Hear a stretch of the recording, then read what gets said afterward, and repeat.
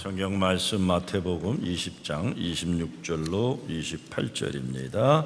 우리 한 목소리로 같이 읽겠습니다. 시작. 너희 중에는 그렇지 않아야 하나니 너희 중에 누구든지 크고자 하는 자는 너희를 섬기는 자가 되고 너희 중에 누구든지 으뜸이 되고자 하는 자는 너희의 종이 되어야 하리라. 인자가 온 것은 섬김을 받으려 함이 아니라 도리어 섬기려 하고 자기 목숨을 많은 사람의 대속물로 주려 함이니라. 아멘.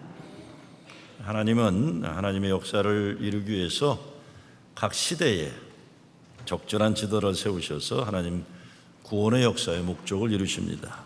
교회도 성도를 온전케 하고 교회를 강건하게 세우기 위해서 하나님이 지도자를 세워주십니다. 목사도 있고 집사, 권사, 장로, 신령직 분도 있고 교회 살림을 맡아가는 사역팀장들도 있고 큐티리러나 속장 같은 분들이 하나님의 일을 위해 세움받은 지도자들입니다. 세움받은 지도자들은 쓰임받을 수 있어야 됩니다. 사명이 있는 거죠. 성경에서 보여주는 리더십 모델을 보면 기본적으로 종과 목자와 청직입니다. 섬김의 종이에요. 선한 목자이고 충성된 청직이 되어서 하나님이 세워주시는 목표를 달성하기 위해 기쁜 마음으로 섬기고 성도들을 돌보고 사역의 열매를 남기는 지도자가 되는 것입니다. 여러 종류의 리더십 가운데 오늘 본문에서 예수님은 servant leadership, 그러니까 섬김의 리더십을 제시합니다. 너희 중에 누구든지 크고자 하는 자는 너희를 섬기는 자가 되고 으뜸이 되고자 하는 자는 모든 사람의 종이 되어야 하리라 그랬습니다. 예수님이 이 말씀을 하시게 된 동기는 야고보와 요한의 어머니가 찾아와서 나중에 예수님 나라를 움직이게 되실 때 내 두 아들을 높은 자리에 앉혀달라 청탁을 한 거예요. 예수님이 이스라엘을 로마 제국으로부터 해방시키고 유대민족의 주권을 회복한 후 천하를 권력을 잡게 되는 날이 올 텐데 한 아들은 오른편에 다른 아들은 왼편에 앉혀달라는 겁니다. 이것이 영어로 네포티즘이라고 그래요. 네포티즘, 그건 뭐냐, 자기 식구들끼리 해먹겠다는 겁니다. 가까운 사람끼리 이권을 남기겠다는데 이것이 나라를 말아먹고 교회를 말아먹는 거예요. 오늘 교회에서 이 문제가 심각합니다. 심각해요. 이게 뭐 아들에게, 사위에게, 일가 친척에게 나눠 먹는 거로 생각하는 것들이 많아요. 굉장히 위험한 거죠. 문제는 이걸 당연하게 생각하는 문화가 있어요. 저는 목회하면서 부목사들을 쓸 때 권력 잡은 자들의 자녀나 사위를 써본 적이 없어요. 왜냐하면 항상 권력 잡은 이 목회자들끼리 나눠 먹는 게 너무 많기 때문에. 사실 그걸 몰랐어요. 그래서 위장 취업하는 분들도 있는데 나는 이효선 목사가 감독의 아들인지 진짜 몰랐어요. 그렇게 안 보여가지고. 아버지가 감독 지냈더라고요. 김재현 목사 장인이 감독이었던 건 난 몰랐어요. 근데 옛날 분들이니까. 정말 조심해야 돼요. 원래 이 민주사회가 유지되려면 가까운 사람끼리 혈육이나 이것은 더 철저하게 그걸 못하게 해야 되는 겁니다. 그렇게 미국 교단은 게 잘 되는데 한국 교단은 그렇게 잘 안 돼. 한국 교회들은 이거 안 됩니다. 그러면 야고보하고 요한이 예수님 따라다녔으니까 정신이 있는 친구들이랑 뭐라고 해요? 어미가 그러면 엄마 미쳤어. 창피해 죽겠네 엄마. 노만 걸렸나 봐. 집에 빨리 가. 그래야 이들이 정상이에요. 근데 이 친구들이 가만히 있는 거예요. 왜? 자기들도 권세에 대한 욕심이 있기 때문에. 예수님이 그걸 보고는 너희 구하는 것을 너희가 알지 못하는구나 그랬어요. 내가 가는 길이 너희들 뭔지 모르느냐 그런 거예요. 부귀영화와 권력의 길이 아닌 거예요. 십자가의 길인데 그렇게 3년을 가르쳤는데 알아듣지 못하는 겁니다. 이런 상황에서 다른 10 제자들이 우리 24절 앞부분에 보게 되면 뭐라고 하면 분이 여겼다고 그래요. 분이 여겼다. 그러니까 다른 친구들도 이거 저것들이 나보다 먼저 하려고 그러네 이렇게 되는 거예요. 분이 여겼다. 예수님이 어떤 분이시고 뭐하러 세상에 오시니 이해를 못하는 거예요. 제자들이. 권력의 욕망과 질투라는 것이 무서운 것입니다. 높은 사람 되고 큰 인물이 되겠다는 것 자체는 문제가 없어요. 잘하는 거예요. 그런데 예수님은 크게 되려면 섬기는 자로서 크게 되라는 겁니다. 정치를 하려면 대통령도 하고 주지사도 하고 시장도 되고 좋아요. 과학자가 되려면 노벨상도 받고 크게 되는 꿈 가지는 거 필요합니다. 그런데 예수님은 큰 인물이 되어가지고 자기만 잘 먹고 잘 살려는 이기적인 인간 되지 말고 하나님 역사에 쓰임받는 섬기는 종이 되라고 말씀하시는 겁니다. 우린 교회에서 자라면서요, 신명기 28장 13절 말씀 많이 듣고 자랐어요. 꼬리가 되지 말고 머리가 되게 하여 주시옵소서, 이렇게 기도했어요. 나도 아이들 기도할 때 하나님 이 아이가 자라면서 꼬리가 되지 않고 머리가 되게 달라고 기도해요. 좋은 거예요. 공부도 잘해야 하고 장사를 해도 잘해야 되고, 그런데 예수님은 으뜸이 되려면 으뜸이 되는 섬기는 종이 되라고 하시는 겁니다. 역사 속에서 으뜸되는 섬기는 종을 보게 되면 마틴 루터 킹 목사나 마트마 간디나 넬슨 맨델라나 이런 분들이 나올 수 있어요. 자기 생명을 다해서 인종차별 없는 세상 만들고 식민지 억압의 역사에서 해방된 독립된 나라 되도록 역사를 바꾼 인물들이에요. 우리 한국으로 보면 김구 선생님 이런 분들이 되겠죠. 안창호 선생님. 근데 마틴 루터 킹이나 간디와 같은 영웅적 리더들만 역사 변혁에 쓰임받는 것 아닙니다. 우리 각자는 하나님 주신 은사의 분량만큼 쓰임받는 겁니다. 크거나 작거나는 하나님이 필요한 대로 사용하시는 겁니다. 사실 우리는 너무 거창한 것들, 과시적이고 가시적인 것들에 빠져가지고 진짜 내용적으로 신실한 것을 못할 때가 많아요. 2주 전에 한국 Servant Leadership Academy, 그러니까 섬김의 리더십 아카데미 관계자들이 뉴욕에 왔어요. 그분들이 지난 몇 년간 미국에 와서 훈련받는 과정 가운데 프로징 제1교회가 들려가는 코스 가운데 하나입니다. 여기서 도시 목회에 관한 이야기를 저와 나누고 갑니다. 이번 과정에 오신 분들은 우리 교회 오기 전에 이틀 동안 브루더호프 공동체에 들어가서 며칠 지내고 왔어요. 근데 그분들이 거기서 큰 감동을 받고 와서 감동이 식지 않은 상태로 저와 만나게 됐습니다. 이 브루더호프 공동체라는 건 아미시와 같은 평화주의자들이면서 아미시들처럼 이렇게 자기들끼리 이렇게 있는 게 아니라 여기는 거꾸로 바깥 세상에 적극적으로 참여해서 맨하탄에도 공동체가 있어요. 세상의 빛과 소금의 사명을 감당하는 진짜 훌륭한 믿음의 공동체예요. 지난 5월에 세월호 유가족들을 인솔하고 왔던 박인환 목사님이 거기 갔다 와서 이런 얘기를 한 거 제가 기억이 나요. 사람을 귀하게 여기는 사람들을 보았습니다. 그랬어요. 사람을 귀하게 여길 줄 알더라. 이번에 서번 리더십 훈련에 참여한 목사 한 분이 이런 말을 하더라고요. 제가 거기에 가서 거기 공동체에 있는 분들한테 어떤 꿈이 있냐고 물어봤다는 거예요. 그랬더니 답을 안 하더래요. 당신들은 어떤 꿈을 있냐 했더니 그분들이 하는 얘기가 우리는 개인의 꿈을 가지고 살지 않습니다.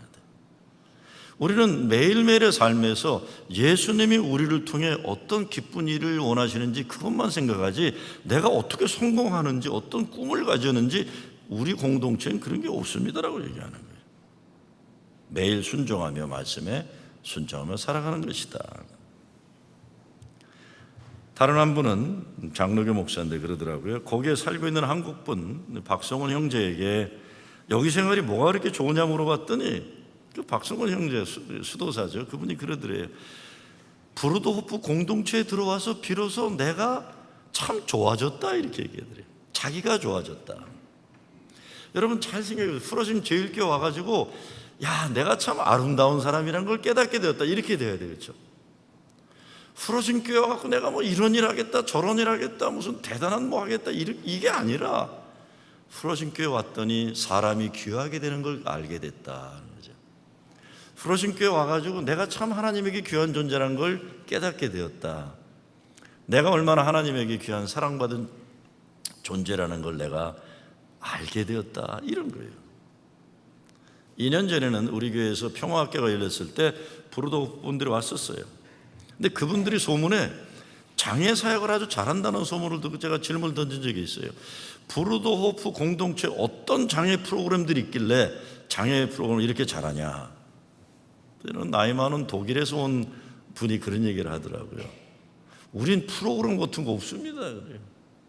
그럼 어떻게 이렇게 장애사역을 잘한다고 소문나냐 그랬더니 그분이 하는 말이 그래요. 예수님께서 말씀하시기를 너희 가운데 약한 자를 가장 귀하게 여기라 하셨기 때문에 우리는 우리 가운데 가장 약한 자를 귀하게 여기는 것을 말씀에 순종하고 살아갑니다.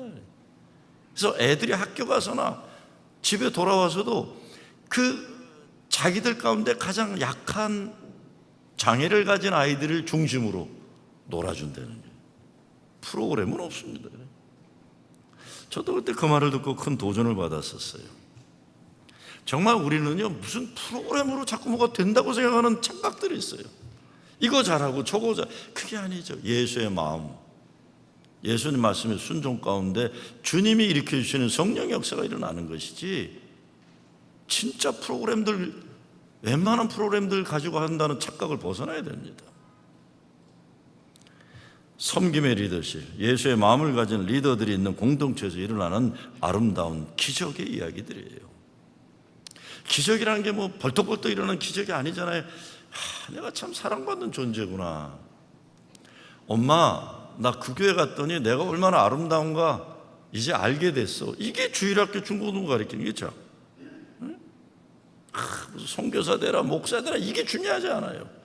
못돼 먹은 목사도 선교사 많이 나와봤자 아무 쓸데도 없어요, 이거예요. 네? 그 교회 갔더니 내가 사랑받은 인간이란 게 되고, 나가 아프니까 같이 기도해 주더라. 내가 참 귀한 존재구나. 장로교 창시자 칼빈이 이런 말을 했습니다. 사람이 다른 사람들에게 선을 행하는 것보다 하나님을 더 참되게 닮아갈 수 있는 길은 없다고 그랬어요. 이게 머리 나쁜 사람들이 보통 예정론 칼빈의 예정론과 만민구원론 요한 웨슬레가 적대관계 있다고 착각들 하는데, 이게 완전히 하수들이나 하는 소리들이에요. 칼빈의 예정론이라는 건 인간의 구원은 전적으로 하나님께 있지만, 웨슬레 칼빈이 얘기하는 거예요. 사람이 다른 사람에게 선을 행하는 것만큼 하나님도 참되게 닮아가는 게 없다. 선하고 의롭고 아름다운 건 당연히 존재되는 거예요. 당연히 존재되는 거예요. 웨슬레가 만민구원론에서 우리 사회 정의니 무슨 이런 선한 행동 많이 한다, 웨슬레는 어떤 하나님의 주권적 역사를, 그런 적이 없어요. 웨슬레도요. 웨슬레는 하나님 십자가 은혜가 너무 커서, 동생이 만입이 내게 있으면 그 있다 가지고 하나님 은혜 전한다 찬송 부르면서 당시 산업혁명 때문에 버림받은 사람들 속으로 들어가서 주님의 사랑을 나눴던 거지, 칼빈이나 웨슬리나 같은 맥락인 것뿐인데, 이게 후대에 허접하게 못 배운 사람들끼리 서로 장로교 감리교가 무슨 적대나 되느냐 하는 착각에 빠지게 되는 겁니다.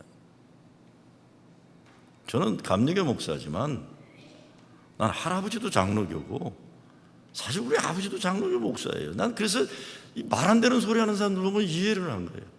감리교 목회를 보면서 장로교가 더 귀하다고 느끼게 되고, 장로교에서 내가 첫 목회를 했기 때문에 야, 감리교가 있어서 장로교의 좋은 친구구나 이 깨닫게 되는 건데, 이거를 자꾸 이상한 갈등 관계로 넣은 건 딴 게 아닙니다. 믿음이 있는 사람은 선하고 아름답고 의로운 삶에 열매를 맺고 내용 있는 삶을 살아가는 거죠. 이거 없으면서 무슨 오직 은혜, 오직 믿음 얘기하면서 선하고 의로운 삶의 내용 없는, 이게 죽은 믿음이라고 얘기하는 거예요. 야고보는요. 예수에 대한 교리적인 생각, 이것보다 더 중요한 것은 예수의 말씀과 삶을 닮아가는 것, 이게 제자되는 삶인 거죠. 요한복음에 보면 섬김을 몸으로 보여주는 내용이 나오는데, 예수님이 제자들과의 마지막 시간을 발을 닦아주시잖아요. 근데 세상에서 출세하고 성공한다는 것은 높은 자리에 올라가서 남들이 내 발 닦아주길 바라는, 이게 전제되어 있는 거예요. 남의 발을 닦아주던 바닥의 인생이 남이 나를 발을 닦아주는 게 성공이라고 착각하는데, 예수님은 그런 거 아니다라고 얘기하시는 겁니다. 남의 발을 닦아주라. 섬김을 받으라 하지 말고 섬겨라. 섬김의 문제는 복음서 모든 것에 나오는 제자들의 문제예요. 섬김에. 근데 아무리 예수님이 얘기했어도 제자들은 누가 더 크냐? 집에 서열에 관심이 많았어요. 서열에. 기가 막힌 거죠. 기가 막힌 거예요. 우리네 삶에서 섬김의 리더십을 생각해 봅니다. 첫째, 섬김은 나의 이익이 아니라 하나님 영광을 드러내기 위한 거예요. 우리 이민자들이 가장 신경 쓰는 게 자녀 교육이라고 하는데, 자녀 잘 키워서 우리 가문을 빛내고 미래 보장받겠다, 이런 데는 참 한심한 거죠. 우리도요. 이 험한 세상에서 내 자식들이 남들 발 닦고 사는 인생보다 남들이 우리 자녀들 발 닦으면 좋겠다, 이렇게 돼도 참 안타까운 거예요. 제 아이들 다 컸는데, 성인 됐는데, 나도 애들 자랄 때 너희들 공부 열심히 해서 남 발 닦아줘라, 이런 소리 해본 적이 없어요. 야, 이것들아, 공부해서 남 주냐, 공부해서 너 잘 되라는 거지 남 줘. 이것들 진짜. 나도 잘못 가르쳤어요. 잘못 가르치고 배웠는데 생각 없이 그냥 살고 있는 겁니다. 우리 예수 믿는 사람들이 예수님의 가르침으로 변화되지 못하기 때문에 세상은 변화되지 않는 거예요. 예수 믿는 사람들 정도 되면 돈 벌어서 남 줘야 한다, 출세해서 남 좋은 일 해야 한다, 공부해서 남 줘라, 이렇게 가르쳐야 하는 것이 상식일 거예요. 벌써 몇 년 전인데 감동적인 신문 기사를, 이게 뭐 내셔널 뉴스페이퍼가 아니라 어느 작은 데 나온 기사를 제가 읽은 게 있어요. 자폐증을 가지고 있는 아이가, 얘는 꿈이 농구 선수가 되는 건데, 얘가 자폐증이 있으면서 농구를 할 수가 없게 됐어요. 그런데 고등학교가 들어가면서부터 이 아이가 농구팀에서 애들 물 갖다 주고, 하도 그걸 원하니까 코치가 시킨 거예요. 물 떠다 주고, 수건 땀 닦으면 갖다 버리고 떼새거 갖다 주고, 이런 허드렛 일을 한 거예요. 1학년 때부터 그걸 한 거예요. 4년 동안 이 제이슨이라는 아이는 5살 때부터 말을 못하고 자라면서 특수교육반에서 이렇게 특수교육을 받으면서 자라는데, 고등학교까지 잘 들어가서는 너무 행복하게 애들 물 떠다 주는 이걸 한 거예요. 그런데 졸업하기 얼마 안 남은 때에 코치가 마지막 게임, 홈 게임을, 그 학년 마지막 게임을 4분 남겨놓고 제이슨을 코트에 들어가게 한 거예요.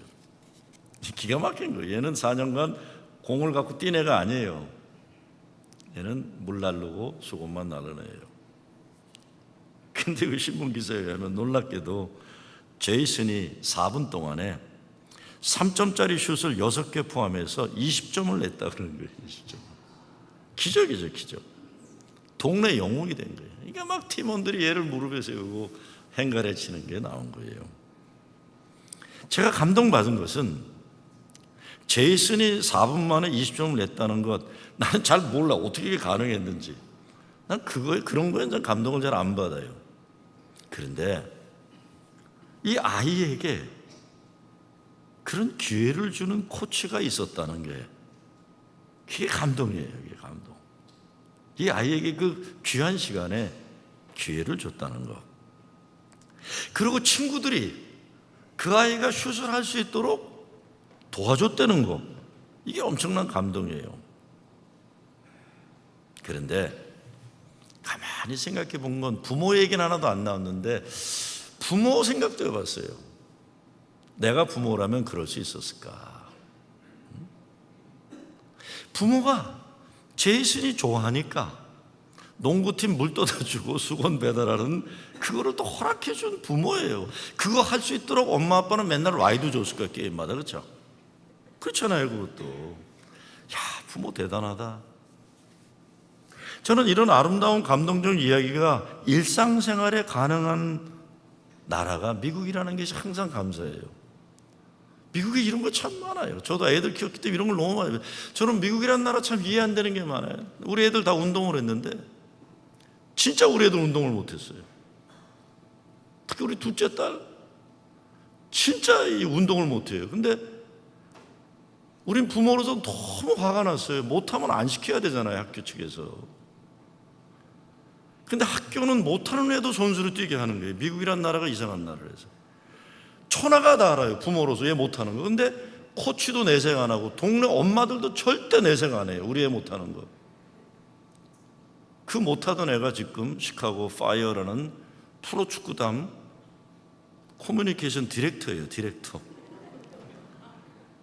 난 지금도 미국이란 나라 이해가 안 가요. 못하는 애 안 시켜야 되잖아요.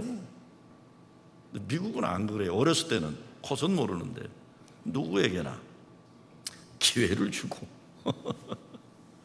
그러니까 이런 이야기가 좀 감동이에요.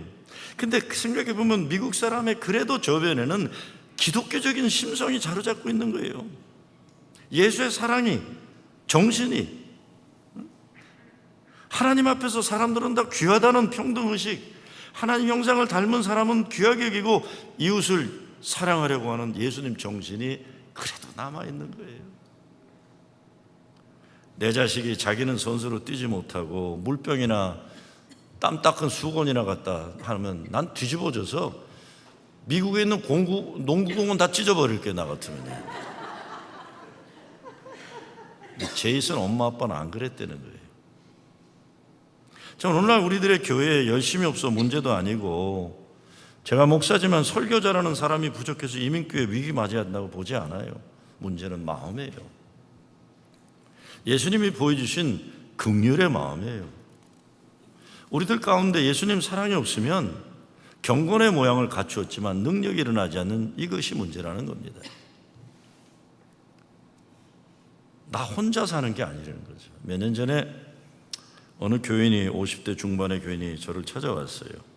목사님, 이제 돈도 벌 만큼 많이 벌었고 이제 뭐 평생 일 안 해도 살 수 있을 만큼 많이 벌었습니다. 목사님, 이제 사업 그만두고 여행이나 다니고 그럴랍니다. 그래요. 50 중반, 참 좋은 분인데.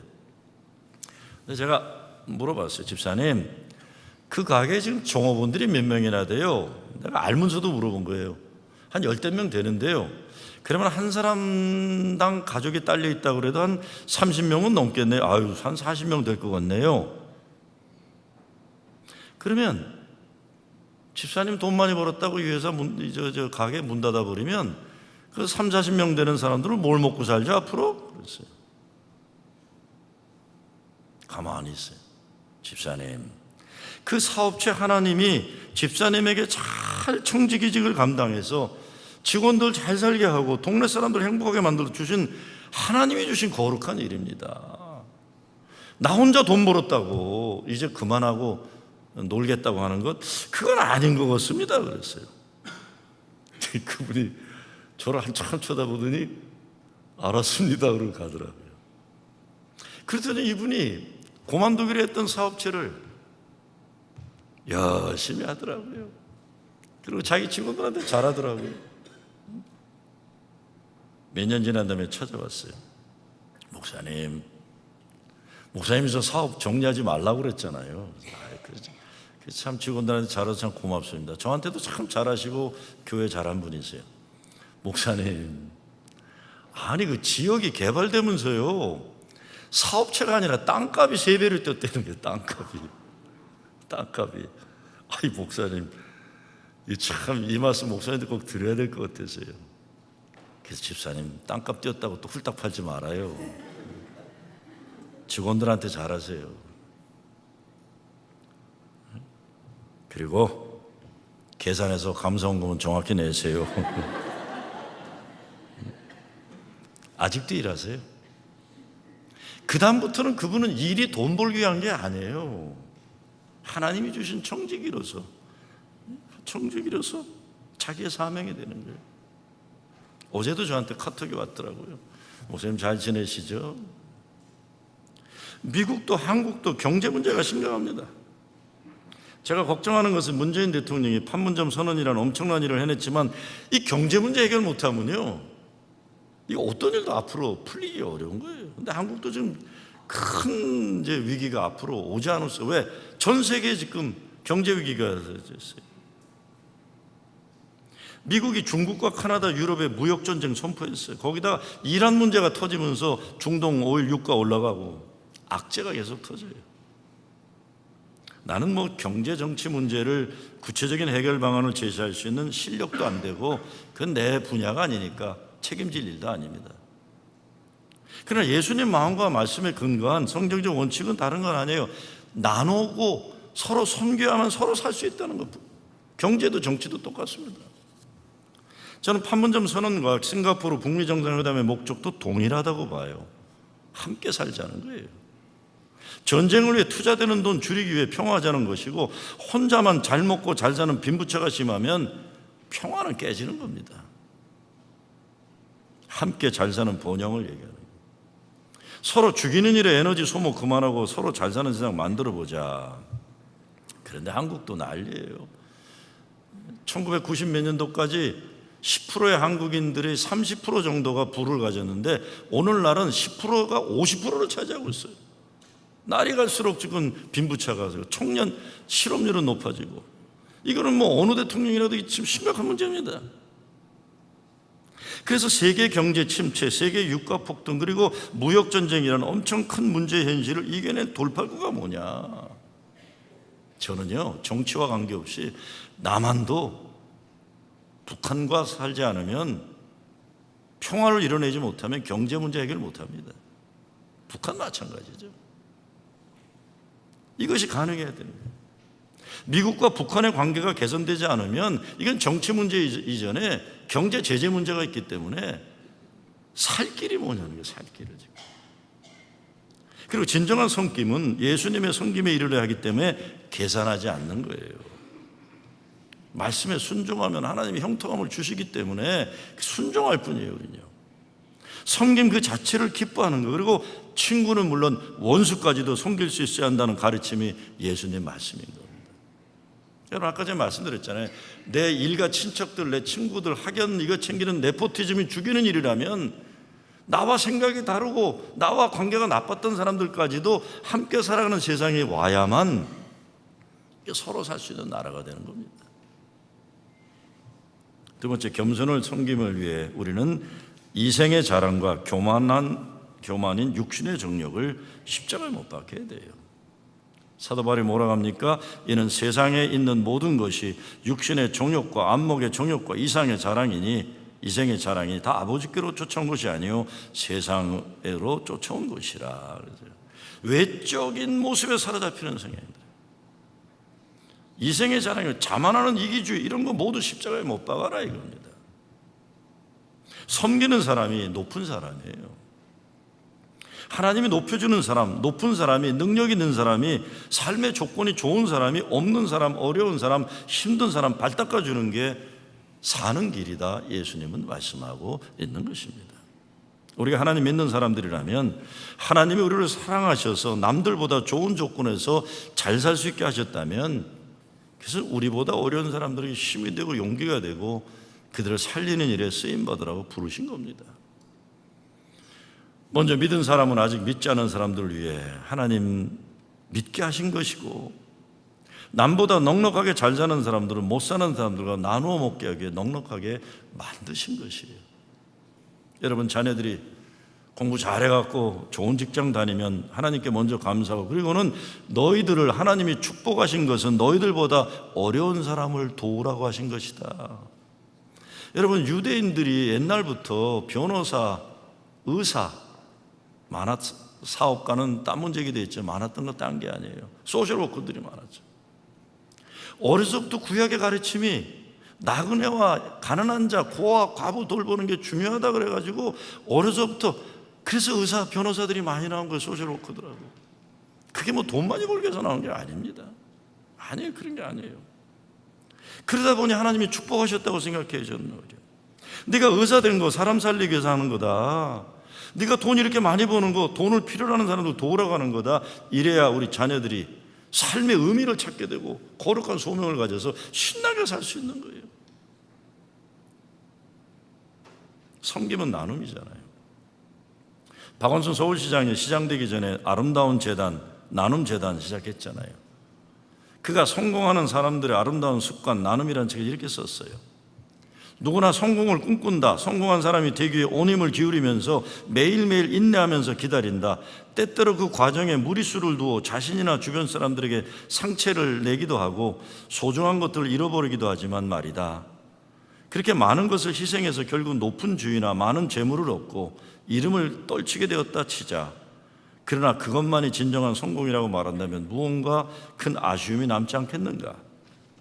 높은 지위도 재물도 없지만 게다가 이름을 떨치지도 못했지만 성공한 인생이라고 말할 수 있는 사람들이 있는 반면, 세상에 자신의 이름을 알리며 높은 지위와 재물을 가졌지만 진정 성공했노라고 자신 있게 말할 수 없는 사람들도 분명히 있다.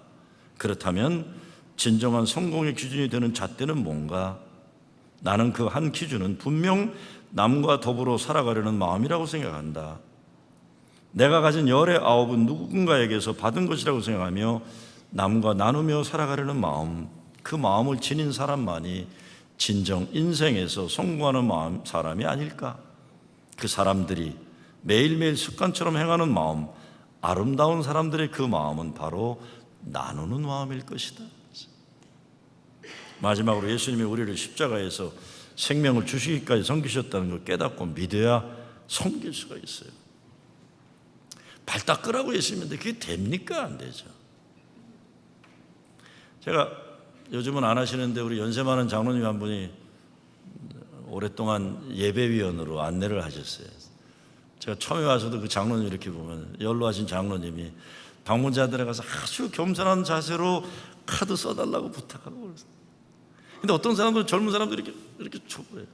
무례해. 근데 장로님이 내색하신 걸 본 적이 없어요. 아이고, 장로님도 참 대단하시다. 근데 그 장로님이 그냥 품성이 좋아서 그러실까요? 나는 아닐 거라고 봐요. 그분이 교회에서 그 연세가 있고 그러신 분인데도 그렇게 겸손하게 섬길 수 있는 건 예수님으로 인해 구원받은 자의 기쁨이 있어서 그런 거예요. 은혜를 아니까. 저 솔직히 말씀드리면요, 저는 그런 거 못해요. 제가 은사 테스트를 해봤어요. 은사 테스트.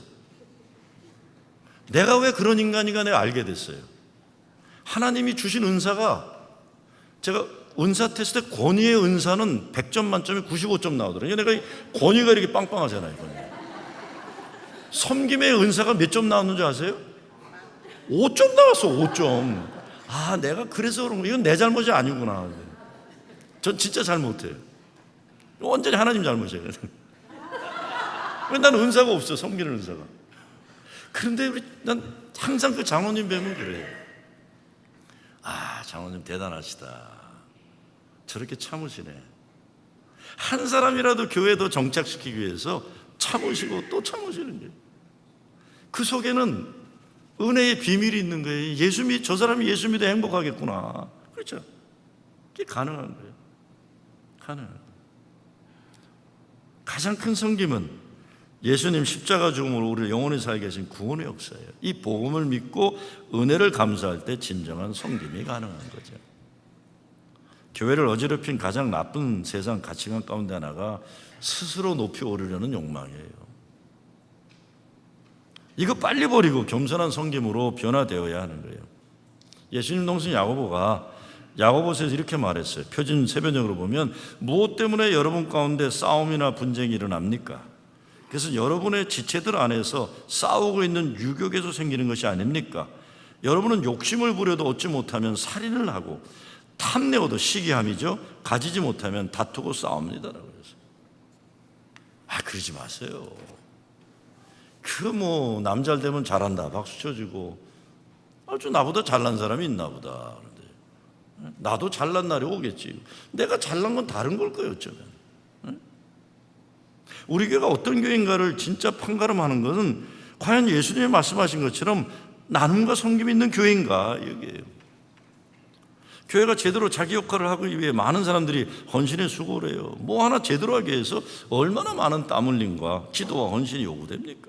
그런데 아무리 많은 수고와 헌신이 있어도 바울이 얘기하는 것처럼 그 안에 사랑이 없으면, 사람을 고치고 변화시키고 구원받게 하는 역사가 이루어지기는 어려운 거예요. 하나님의 마음을 움직이고 사람들의 감동을 주는 사역을 가능케 하는 건 사랑입니다. 사랑. 주차장에서 들어오고 나가는 차 돕는 주차 사역이 그 마음의 중심에 주님 계시면 설교하는 목사보다 더 거룩한 일을 하는 거예요. 더 거룩해요. 커피를 하나 끓여도 커피 마시는 사람을 사랑하는 마음을 끓이면 그게 거룩한 일이에요. 그래서 교황이 그런 얘기를 했죠. 직전에 요한 교황이 그러죠. 내 구두를 만드는 사람이 나보다 더 거룩한 일을 하는 사람이다라고 얘기를 했어요. 쓰임 받는 게 다른 거예요. 하나님의 아픔이 내 아픔이요 하나님의 기쁨이 내 기쁨이 되는 마음을 가진 사람이 하나님의 일을 하는 거죠. 사도 바울은 너의 몸을 하나님이 기뻐하신 거룩한 잔제사로 드리라. 이는 너희의 드릴 영적 예배니라.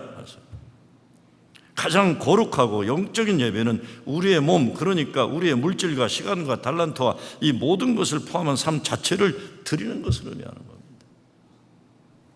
우리에게 섬김의 일꾼이 필요해요. 자폐증으로 인생 어렵게 살 수밖에 없었던 소년 제이슨에게는 인생 살면서 평생 잊지 못할 큰 감동을 준 짐 존슨이라는 코치가 있었던 거예요. 오늘 주일학교나 고등부 선생님으로 헌신하는 여러분이 그런 분들인 거예요. 우리 교회도 얼마나 헌신적인지 몰라요. 젊은이들이. 특히 이번에 우리 보면 주일학교나 중고등부 우리 영어권 청년들이 그렇게 했지. 한어권 청년들이 얼마나 고마운지 몰라요. 저 사람들이 기적을 일으킨 주인공들이에요. 예수님이 찾으시는 큰 섬김의 일꾼 여러분들이에요. 한 어린이에게 천하의 가장 큰 하나님의 사랑을 주는 여러분 되시고, 한 청소년에게 하나님의 거룩한 꿈을 담아주는 사람들인 거죠. 한 잃은 영혼에게 예수님 만날 기회를 열어주는 사람들입니다. 아픔을 가진 한 이웃에게 주님 치유의 손길이 되는 겁니다. 제가 지금 아름다운 프로싱 교회로부터라는 건 딴 게 아니에요. 교회 들어오는 순간 구석구석에도 여기는 교인들의 정성이 담겨져 있구나. 제가 어제 내시빌에서 있던 오늘까지 열리는 모임인데 전 주일이기 때문에 일찍 왔지만 모임 갔다 오니까 재미난 걸 하나 발견했어요. 그 화단을 남성교들이 이렇게 했는데 하얗게 페인트 칠했는데 금요일하고 어젯밤의 차이는 줄이 반듯하게 놓여 있더라고요. 그것만 해도 어마어마한 차이예요. 줄이 삐뚤삐뚤게 있을 것 같은 건데 누군가 줄을 반듯하게 하고 누군가 페인트 칠을 하고 누군가 꽃을 심고. 그래서 저는 요즘에 비가 오면 행복해요. 새벽에 비 오면 이거 깨끗해지겠구나. 이게 어디 건물만 그러고 있어요. 여기 드나드는 모든 사람들 가운데 하나님의 사랑의 정성이 작은 정성이라도 나눠주게 되면 기적이 가능합니다. 여러분이 바로 주님이 찾으시는 그 섬김의 일꾼 되시길 주의 이름으로 축원합니다.